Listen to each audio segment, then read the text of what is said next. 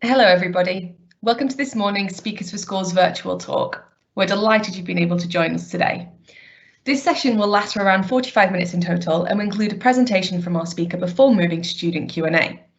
Questions for this morning's speaker can be submitted via the Q&A function on the right-hand side of your screen, and this will be open throughout the speaker's presentation.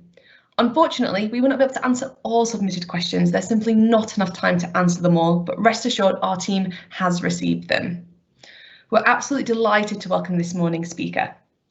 One of Britain's fastest Paralympians, Turney, is joining us today to reflect on her own journey and share life lessons with young people, including the importance of goal setting, working hard and developing resilience.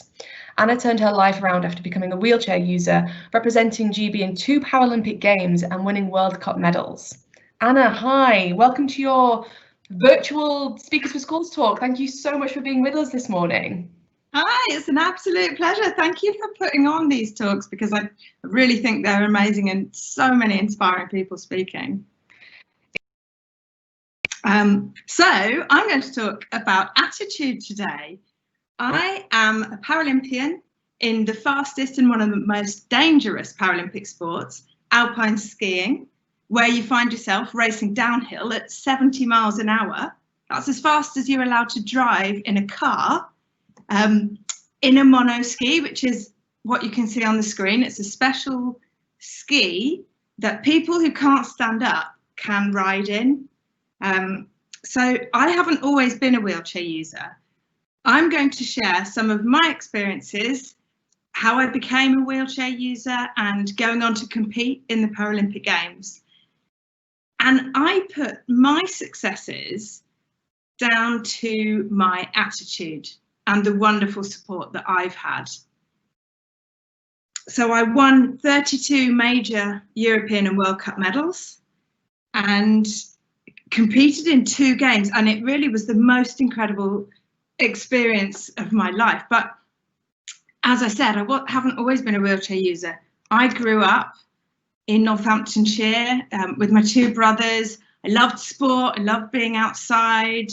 I love dancing and, as you can see, baking cakes, doing the things that a lot of children love to do. And I had a lot of fun as a child. I did okay in school. I wasn't the cleverest. I wasn't the sportiest. I just was a normal kid. When I was a teenager, I had the opportunity to try snowboarding and absolutely loved it. The speed, the feeling of sliding. It's basically like riding on a skateboard, but sliding down snow. I don't know if any of you have ever been sledging when there's been snow, but you know how fun and exciting that feels. Or even if you're riding a bike downhill, that's what it feels like to me, snowboarding. And I loved it. And as I grew older, my brother Ben was the one who said to me, Anna, I think you could be good at this. I think you could become a British racer. And so he inspired me to have a go. And I did my studies. I was lucky to go off to university and do that. But once I'd graduated, I went off to the French Alps and I decided to get a job there, which was great because it was an opportunity to learn French. When I was in school, I was told not to study French because I wasn't naturally good enough at it. Now I speak fluent French because I really persevered and I stuck at it. And I learned by doing it rather than sitting in a classroom and studying it. So, learned French, living in the mountains, working and practicing snowboarding whenever I had the opportunity, which was an absolute joy for me in many ways. Ben had said he thought I could be good at racing, so I decided to have a go. I entered the British National Championships, and despite having never met a coach or snowboarded down a border cross course, that's where you have 4 racers who all race down this course with big turns and big jumps. So we're talking 30 foot. That's like bigger than most rooms that you're jumping on a snowboard. So I had to go at this competition, the British Nationals, And I surprised myself by finishing less than a second behind Britain's #1 in the time trial. Couldn't believe it. And then I did the race where we were all lined up together. This time I was right behind her, snowboarding down the course, jumping the jumps. And then, you know, the little competitive bit we have in our brains? Well, that kicked in and I thought, maybe I can overtake here. So I went to overtake, skidded, crashed, left the British Nationals without a medal or a British ranking. But I gained something more powerful. I realised that I had potential. And then I started dreaming of the Olympic Games. I ended up doing a teaching qualification and moving to Japan, teaching English in Japan. And I was part of a dance group. I was snowboarding a lot. I was learning the language, having a lot of fun. I was 26 years old. And I entered another border cross competition. And this time I thought, if I can win, then I could write to companies. Maybe then I could get sponsorship, find a way to practice full time. So it was quite a grey, cloudy day. I remember the snow was hard, icy. Just thinking, I have to give it everything. All I wanted to do was go out there and snowboard as hard as I could. And my brother Ben was the only person who knew that I was going to do this competition. And his advice was push hard out of the gate and try and get ahead as soon as you can. So lined up in the start, ready to go, pushed hard out of the gate with the other girls, round the first corner, jumped the first jump, was going well, round the next couple of corners, jumped the next jump. And as I landed that, I was in the lead. Was going well. Round the next couple of corners, hit the next jump, and as I landed this, I had a bit of a wobble, and then I remember being off balance, feeling out of control. I took off over the next jump, and then I had a monumental crash. I don't recall the impact. My next memory is waking up and seeing my friend looking anxiously down at me and saying to her, can you take off my snowboard? Because something felt strange. I knew something was wrong. And she said, we've already taken off your snowboard. Then I woke up in hospital and Dr. Ito said to me that they had operated to stabilise my broken back. But because of the damage I'd done to my spinal cord, which is the tube that sends the messages from your brain down to your body so that you can move and feel. There was a lot of damage to that spinal cord, and he said, you will probably never be able to walk again. And I've never felt so scared, so helpless. I just remember thinking, how am I going to live a normal life if I can't walk, if I have to be a wheelchair user? And if I can't snowboard again, how am I going to be able to have fun? But after a few weeks, a friend of mine came to visit and he showed me this picture. And I had the opportunity to speak to the man flying through the air in this strange contraption. And he explained just what it feels like to ride in one of these monoskis. I mean, doesn't that look cool? I saw that and I thought, wow, I have to have a go at that. That looks fun. So I had a new goal, a new dream, something positive to work towards. And we all need something to work towards in life. You know, we all have difficult times, but if we have something, a goal ahead of us to work towards, and if we can get support, people around us to help us, then we can move forwards positively. Then we can build that attitude that we need. So what is it that you love doing?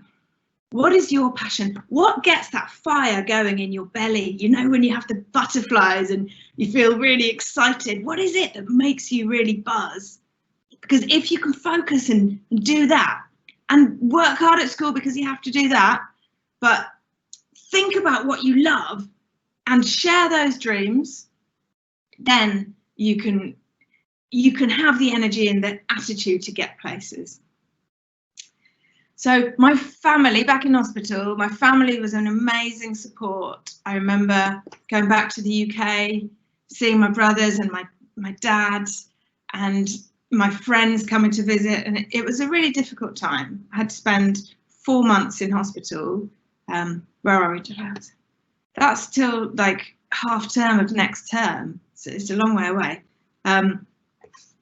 4 months in hospital was difficult, but I came out and I had that picture at the end of my bed, and that motivated me every single day to get up, to do my exercises, even when it hurt, even when I was sad and miserable. I had that picture, I had that dream, that thing that motivated me. So important. And I came home, I carried on getting fitter and stronger, and my mum was amazing and helped me every day with exercises, and my brothers and friends were great. And eventually I was invited to have a go at sit skiing, this passion, this dream I wanted to achieve. So I tried it. And you know, when you try something for the first time, it's not always easy, but I hadn't thought about that. I was so excited about doing it. I got in the kit, ready to go. Off I went, and then fell over, of course. They helped me back up. Off I went again, fell over again, and then again, and then just carried on falling over. But I didn't give up. Every single time I fell over, I got myself back up again, and I tried again. Because none of us are good at things the first time we try. We have to keep on practicing, and that's really hard. But that's how we learn, and that's how we get better. And I did get better. I practiced a lot. I was invited to join the British team. And then the hard work really began. I trained in the gym a lot. Every week I was biking on a special hand bike. I was playing wheelchair basketball to get fit and strong. I was swimming, and in the gym, you know, I was pushing weights and growing some muscles. They're not as good as they were when I was an athlete, but I really got fit and strong. Focus hard on that. But what else do you have to do to be a good athlete? Train hard. You have to train your body. What else do you have to train? And this was one of the hardest things for me. It's training my mind, getting that attitude right. So every single day I would do exercises to try and make my mind stronger and better and be braver, because I found it really hard to ski down a hill fast when broken my back doing it previously. Every day I would do this. You can see I'm here with my coach. We're looking at video of me skiing and thinking, how can I do that better? How can I get better? What else do you have to do as an athlete? Do you think you just eat ice cream and McDonald's and sit on the sofa watching telly? No, you have to get out there. You have to focus. I was really careful about what I ate. Lots of vegetables, lots of good protein, drinking lots of water, doing all the right things for my body and my mind. I wasn't staying up late. I was going to bed early. I was getting enough sleep, and I was training my mind. The coach said, I think you can get to the next Paralympics. And then I did everything I could to try and get there. And 4 years after breaking my back, there I was at the Vancouver 2010 Paralympic Games opening ceremony. And the noise at that place, there were 60,000 people in that arena. That's like, I'd never been anywhere where there were that many people. It was absolutely incredible. All these people cheering and TV cameras and amazing. I'm so proud in my GB kit. But back in the Olympic Village, I remember thinking to myself, I shouldn't really be here. You know, 4 years ago, I was in a hospital bed. I'm the newest person. Like, I've been skiing less long than everyone else at this Paralympic Games. And I really didn't feel like I ought to be there. But I said that. I shared those fears, because we all have fears. I shared them with the sports psychologist. And he said, okay, Anna, it's normal to have these fears and these thoughts, but right now they're not helping you. So we're going to park them and think about other things for now, and then we're going to come back to them later. But right now, you've done the training, you've got the kit, you've got the support around you. You need to go out there and do a job. And when you have difficulties, when you are worried about things, it's really normal. You need to talk to someone about them, and that makes it so much easier when you share your problems. Talk to someone you trust, and they will help you.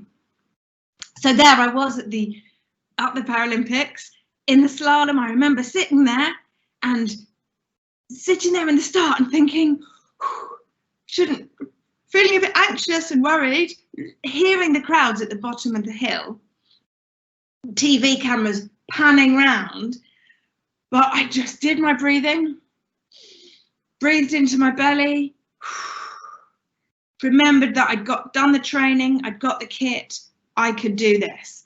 And I pointed my ski down that hill, and I skied the best run of my life at that point. And I finished 6th in my first Winter Paralympic Games. And I'm so proud of that. Even now, I know that I did my absolute best, and we can't do better than that. And then I said, I want to get to the next Games, and I want to win a medal at the next Paralympic Games. And then I worked really hard. I went on and won World Cup medals, which I'm really proud of. It was expensive. I couldn't afford to do it, but I went out and I got support from companies. I got sponsorship, and I built support around me. And I did get to the Paralympic Games in Sochi. This time, the conditions were really terrible. The snow was soft, and as ski racers, we want hard, icy slopes, but we didn't have them. We had difficult conditions, but I decided I can't control that. All I can control is how I ski. You know, we can't control all the other things going around. We can't control COVID-19 or the fact that we can't go to school or any of these things. We just have to do the best we can in the environment we have. And I'm going to show you what happened in my downhill race, the first race in the Sochi Paralympic Games.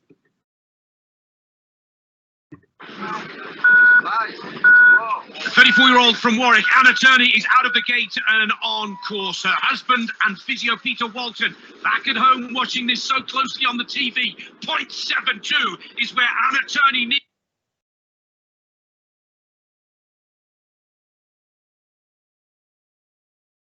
needs to keep it. 0.72 has Turney on track for bronze. Good job here.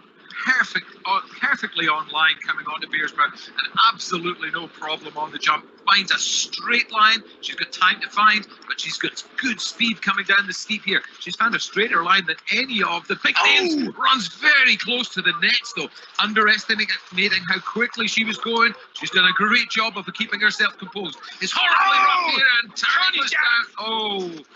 That's a nasty fall on the very bumpy backside of the lake jump. They're going to have to do some work on that section of the course. Anna, though, great testament to her physical conditioning. She is unhurt. Pride dented somewhat, I suspect. And what a shame. She was going so well. Well, Turney, who was in the bronze medal position at the first split time, just gets a little light on the lake jump, goes down. It's very bumpy through all of these heavy sit skis, landing in the same position and creating little bumps and rollers in the snow. And once that ski's released from the sit ski, there's no choice for the athlete but just to let gravity take them down the mountain. The good news is Anna Turney is unhurt. But very frustrated at that point. I remember lying in the snow, heart pumping away, just thinking, I've messed up. You know, I was going so well, and then I made a small mistake. That was it. But I was able to get up, race in the next race 2 days later. And this time, I got all the way to the bottom of the hill. It was pretty good. And I was in second position. Then I got knocked into third position. Then the last racer came down and knocked me into fourth place. So you don't get a medal for fourth place. Just missed out. Utterly disappointed. But you know, it was my brother Luke, I don't know if you can see, on the right hand of this side of the screen next to me. He gave me a big hug, and that really lifted me and helped me realise that, yes, it's disappointing to not win, but it's not the end of the world. There are greater things. This is my mum and some of my cousins, and you know, they have helped me so much and made me realise that there's more to life. I retired after Sochi. I now speak. I'm an executive coach, and I do training, and I go and speak in schools, and I love working with young people. It brings me an absolute passion to support people and help them realise that they can get through difficulties. So I've got my little girl. You can see I'm out with the dog. You know, when I'm having a difficult time, when I'm sad, because we all have that sometimes, I make sure that I get outside every single day. You know, I go for a walk, but obviously I don't walk because I'm a wheelchair user, but I still call it walking. I go out, I make sure I'm doing something physical and active, because that always makes us feel better. And I'm trying to look after my well-being and my mental health, as well as getting on and working. So I want to ask you, just to finish, to think about, what are the things you love doing? What is it that makes you happy? Because we all have to do things we don't love sometimes. But if we can also do the things we do love and let them drive us and fire us up, then we can go on and do incredible things. We all have difficult times sometimes. You know, lying there in hospital, knowing that I would be a wheelchair user, that was really tough. But I set my sights high. I was given the opportunity to discover this whole new sport. And I had wonderful support which helped me seize the opportunities and strive to achieve my new goals. And if you can do that, if you can really get your attitude going, think about what you love doing and let that fire you up, you can go on and achieve amazing things. We all can. Thank you. That's wonderful. Thank you so much, Anna. We've had a lot of questions submitted from our students, which is brilliant. And just thinking about what you just ended the presentation on there, about knowing, I guess, and following what it is that you're passionate about.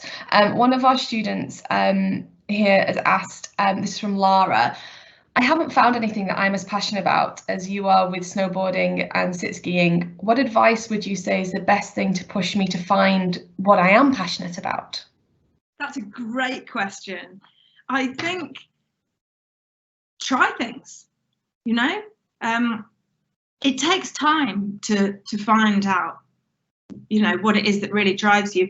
And I think we all, as we go through life, we still change and evolve and get inspired by different things as we grow older, but just go out there and try new things, have a go. find the courage to try things. It's so powerful, and things are really fun if you do try them. Absolutely, thank you so much. Another one of our students here has asked, how did it feel when you reached your kind of goals that you'd set yourself? What was the kind of end feeling there? I imagine elation and sheer joy would be one of them, but was there anything else that kind of came into play at all? Yeah, absolutely. So I was delighted to finish 6th in the Vancouver Paralympics. Then I had my new goals, but I was disappointed with Sochi. I really, really wanted to win a Paralympic medal, and finishing 4th wasn't what I wanted to. So I didn't feel at the time that I achieved that goal. And it's taken a long time for me to stop being disappointed about that. But now I realise that I gave everything and I put everything into it. So I've managed to get a different way of looking at it. And now I feel proud of myself because I know I put a lot in, and you can't control everything. I felt relief, I think, after Vancouver that went well. But I think it's really important that we celebrate the small goals. So, you know, when I came out of hospital, I can remember the first time that I got in the car on my own. So I have to, because I can't stand up, I have to lift myself. Then I have to take my wheels off my wheelchair, lift them into the car, lift the main bit of the wheelchair into the car. And the first time I did that, yes, you know, felt so independent. So let's celebrate the small things, each step along the way. It's really easy to keep moving the goalposts, to think, oh, I want to pass these exams, and then you get there and you pass them, but you think, oh, I could have done better. No, celebrate the goal you set at the time. Okay, that's my advice. Fantastic. And I guess take a second to realise that you've achieved it as well, which is just so important, I guess, to be able to realise that and appreciate that. Inez has asked, who is your biggest inspiration? Oh, my biggest inspiration.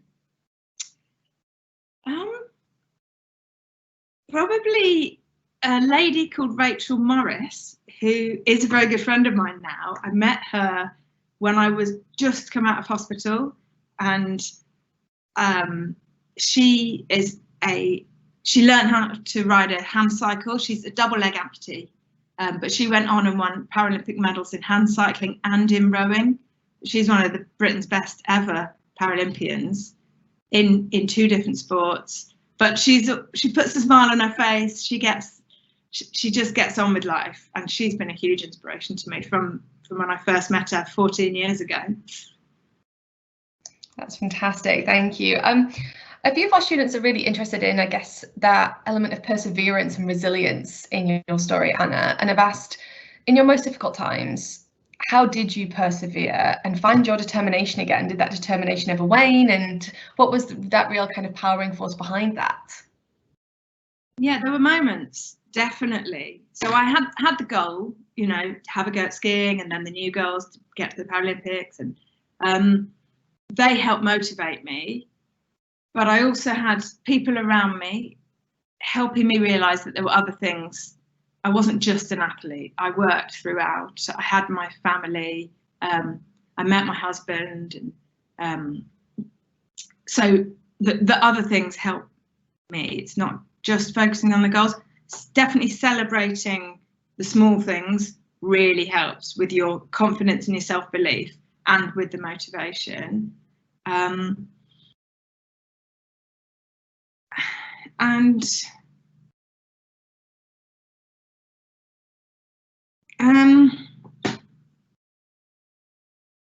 I was going to say something else. What was I going to say? So just give me the question again, please. It was really about how did you kind of find determination, and did that ever wane, and that kind of element of perseverance? Yeah, so I was going to say, after the Vancouver Paralympics, I worked really hard, I tried really hard, I got better and better, but I still didn't feel that I was as good as I could be. And there was a point where I remember I hadn't done very well in a race, and I remember ringing my mum and just saying, I think I want to give up. I don't want to do this anymore. You know, you're away for months on end. It's really physically hard work. You're with the same people all the time who were my friends, but it's not like being with your family or your best mates. And I said, Mum, I want to give up. And Mum just said, okay, well, just don't do anything rash. Don't do anything sudden. Just think about it. So having support, having someone to talk through the difficulties with, I think is really, really important. And keeping in mind that things are difficult, you know, no journey is easy. Sometimes you do need a bit of extra support to help you get through things. So lean on your support network and ask for help. Yeah. That's wonderful advice. Thank you, Anna. Evie has asked, I love to ski, but where in the world would you love to ski the most? I'd really love to go to the Himalayas and ski. When I was 18, I went to India and I volunteered in a school, and I loved the just being away and being somewhere totally different, and absolutely loved that. I'd love to go. Yeah, I'd love to go to ski in the Himalayas. I think that would be amazing. Yeah. Excellent. One of the questions here Emma has asked, and I guess it's kind of it's something that I think a lot of our audience might be thinking about when they think about their future careers and whether that's going to go as they hope or might be planning for right now. So Emma's asked, what is your advice for young people if their career aspirations don't go as they plan? Yeah, you know, quite often they don't go as you plan. I certainly never imagined I'd be here speaking to groups of young people and children. Sometimes you don't, you know, sometimes you expect to go on this path and then you don't end up, something gets in the way, and that can be really difficult at the time. But wherever you end up going, there will be really positive things from it. So I think if you can accept the difficulties, but try and stay positive and try and be open-minded. It's like the trying new things that I talked about earlier. Try and be open-minded. You know, you might have got your heart set on becoming a teacher and then not end up getting there. But if you can have an open mind and be willing to try things and sort of accept new influences, then you will find yourself somewhere, and that there will be lots of positives from it and always things to learn from it. Absolutely. Charlotte's really interested in, I guess it's really clear to our audience that you're really passionate about what you do, Anna. And Charlotte's asked, did you ever lose interest in your sport? I think at that point when I called Mum, I was losing a bit of interest in ski racing. I've always loved skiing. Like, put me on any mountain, anywhere, I will love it. But yeah, there were times when the ski racing thing, that time I got a bit fed up with it. And I think it's because I didn't feel like I was doing well enough. I had negativity. Like, I'm someone who responds well to positive feedback, and I was just been told, you're not doing this, you're not doing that, and that didn't help me. I don't think. Maybe I was being a bit negative and that's all I could hear. But yeah, I sort of fell out of love with ski racing a bit, but the goal helped bring me back into it, and the fun of it, because it's still fun. But I think you do have to love what you're doing. I did rowing for 6 months or so with a view to trying to do London 2012, which would have been amazing, but I didn't really love it enough. And although maybe I could have got there and my quickest time would have got me into the final, I didn't have the love to train as hard as you need to train. So I think you have to try and rekindle that love if you've lost it a bit, and if it's not there, maybe just try something else. Absolutely. I think our students also are really interested in this idea of kind of confidence as well. And one student here has mentioned, you seem to have travelled to many countries. Do you think this has helped you gain more experience and more confidence overall? Yeah, definitely. I've loved travelling. I'm lucky that, I mean, as a child, we went on holiday mostly in England, but I think you can gain experience and confidence from that too. So I don't think you necessarily have to travel abroad, but travelling abroad is fascinating and different and really wonderful. I love travelling. There are lots of different ways you can gain confidence, for sure. And now with the internet, that makes me sound really old, doesn't it? Because we didn't have the internet when I was growing up. But you know, you can get lots of different experiences even online. But yeah, I think that nothing really replaces being able to travel and go to places. But get out there and talk to people and find out about different people, because people are so fascinating. We're all different and we can all learn a lot from each other. Absolutely. I guess this quite a few of our students are interested in this idea of success as well. And has your definition of success changed from before you started competing in sport to when you were competing in sport and now? Are those goals different? And I guess how do you view success? How do I view success? These questions are absolutely brilliant. By the way, I've never been asked such a variety of amazing questions. So how do I view success?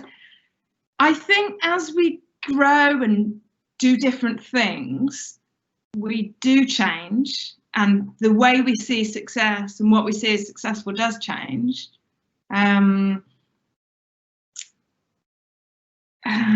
Yeah, for me, you know, I wanted to go out and learn to ski, but you know, when I first came out of hospital, success for me was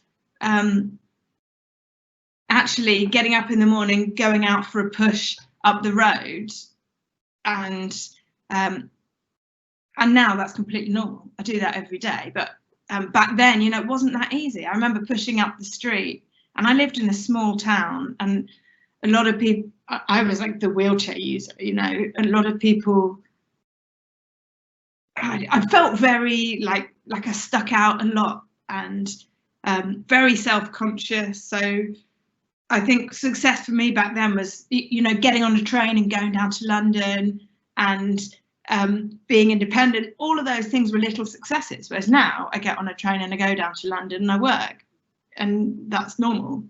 So yeah, I think as we grow and develop, success does change for us, but yeah, that's a good thing, because you know, we keep growing and changing, and even if, say, we have a difficult time, it might have been that something was easy for us previously and suddenly it becomes a lot more difficult. Like when I had the baby, I did find getting out and about and doing things more difficult after that for a little while, because things had changed, but that's okay. Just keep working towards and celebrating your successes as they come, and keep aiming higher and higher, and just keep having a go at things, I think. Excellent, thank you. One of our students here has asked, what do you do to help get your mind off of things if you're stressed or worried? So I've been practicing yoga since just before I broke my back, and that has been an amazing thing for me to use to just focus on doing the one thing. I love yoga. I started doing mindfulness as well, so you know, just sitting and being in the moment, and that doesn't have to be sitting and on your own in a quiet room and breathing in a certain position, not at all. You could be outside looking up at the clouds, and it's just stopping for a moment and noticing what's going on in you, and you know, maybe what you can hear and what you can see and what you can feel. That's what mindfulness really is. I think that's really powerful. If you've got difficulties and worries, sometimes distracting them can help. Doing something to distract ourselves can help, but we do ultimately have to go back and face those difficulties in some way, even if it's just spending some time thinking about them and finding a way. I think talking to people really helps. It's really helped me. Writing down, doing something creative can be really powerful, you know. Draw a picture, do something else to distract, or put some music on. That always really helps me. You know, if you're feeling a certain way, music has a wonderful power to help sort of change our mood. So try that. That's all wonderful advice. Thank you so much. One of our students here has asked, what do you think is the most important, sorry, for someone who wants to do sport professionally?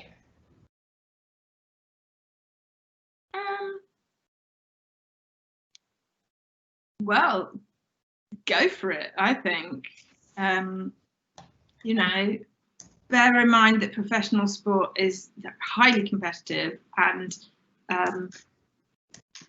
you probably won't earn very much money from it, if any. And I mean, I know we hear about the top level footballers doing really well, but there are probably millions or thousands certainly who are not earning all that money. I'd say follow your passions, follow your dreams, have a plan B, to have a backup plan, because you know, you get injured, that's it often, or you don't get selected and that's it. So you need to have a plan A and a plan B, whatever you do. But you know, if it really drives you and fires that excitement in your belly, brilliant, you know, that's going to take you places. And even if someone asked about different paths and not achieve, even if you don't end up doing that professional sport, you still will have got a lot out of training and working and, you know, learning to focus and all of those things. Good luck. That's excellent, thank you. Lewis has asked, do you still ski, and is that passion still there? Yeah, whenever I can. I didn't ski this year. Obviously skiing's expensive as well, but yeah, the passion is absolutely still there. It's one of my favourite things to do, and I can't wait to get my daughter on skis. Yeah, nothing I love more, really. It's so obvious as well that it's something that you're so passionate about as well, Anna, which I think is so exciting for our young people when they're thinking about their own future careers and finding something that they're that passionate about as well. We've got time for two final questions. The first one is, what was your favourite subject at school? Oh, that's a good one. What was my favourite subject at school? I really liked drama when I was at school. I'm not sure I was much good at it, but it was fun, you know, drama classes. Yeah. Excellent. And finally, a question I think is actually quite tricky. What advice would you give to your teenage self? Great. I would say, you're okay, Anna. Believe in yourself. Yeah, you're doing all right. You know, because I wasn't full of confidence as a teenager, but getting a bit tearful. But yeah, I'd just say, you're doing okay. Everyone finds things difficult, so just keep going, keep having fun and talk to people. That's fantastic. Thank you so much, and unfortunately that is all we have time for today. But Anna, a huge thank you for making the time to be with us this morning. I think you can see by the questions that our students were asking that they really resonated and engaged with your story. So thank you so much for sharing that with us today. It's been an absolute pleasure to have you with us this morning. Absolute pleasure. Thank you so much for having me on. I love Speakers for Schools and what you're doing, and good luck everyone out there listening. You know, get after it and, you know, make what you love happen. Fantastic advice. And just a short quick announcement for students.